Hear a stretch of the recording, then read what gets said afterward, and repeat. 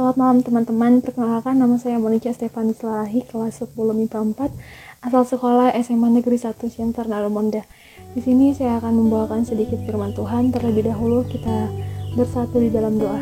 Kita satukan hati kita berdoa.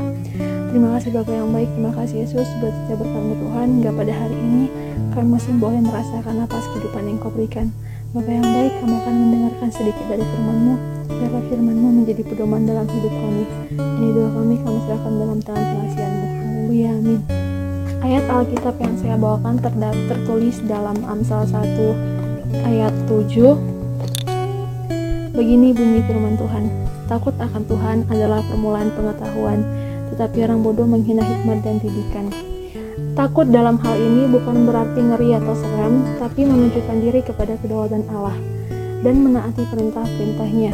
Tuhan adalah sumber hikmat tertinggi. Karena itu, setiap orang perlu datang kepada sumber hikmat supaya menjadi orang yang berhikmat, hidup bijaksana, bermoral tinggi, dan selaras dengan kehendak Tuhan. Sekarang ini, pendidikan dianggap sebagai jalan menuju sukses, sehingga banyak orang tua memasukkan anaknya ke sekolah yang berlabel sekolah unggulan. Bahkan yang punya uang lebih memasukkan anaknya ke sekolah internasional untuk mempersiapkan anaknya supaya punya masa depan yang lebih baik. Tentu, ini tidak salah, tetapi harus disadari bahwa kesuksesan bukan semata-mata berbicara tentang materi. Salomo sadar apa yang diperlukan generasi muda terdapat pada ayat 4 yang sering disebut belum banyak makan asam garam kehidupan, sering bertindak tanpa pikir panjang, dan hanya mengikuti ego atau hawa nafsu. Akibatnya, orang muda sering jatuh ke dalam lubang yang sama meski dinasihati berulang kali. Mungkin usia kita tidak lagi muda, tetapi apakah karakter kita sudah dewasa sesuai umur kita atau masih memiliki karakter seperti orang muda karena belum banyak pengalaman sehingga seringkali melakukan kesalahan yang sama?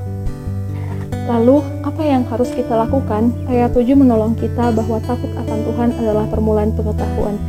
Memiliki arti hikmat sehingga bukan hanya pandai dalam melakukan sesuatu, tetapi melakukannya dengan benar, adil, dan jujur. Orang yang takut akan Tuhan tahu bagaimana cara hidup, bagaimana harus mengatasi masalah, bagaimana harus mengambil keputusan, dan bagaimana harus berdiri tegak di tengah badai kehidupan yang setiap hari harus kita hadapi.